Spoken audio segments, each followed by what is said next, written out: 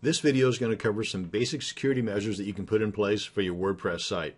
Now, the 4 items we're going to be covering in this video is number 1, we're going to replace the default ID number 1 with the newly created admin user account, and I'll show you that here in just a second. Number 2, we're going to keep everything up to date, and I'll cover that in more detail here just as soon as we get done creating that new admin user account.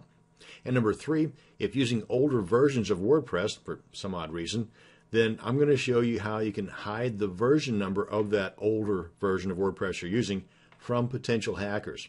And number 4, doing regular backups of both your files and your database is a good thing, and I'll show you how you can tackle that pretty easily.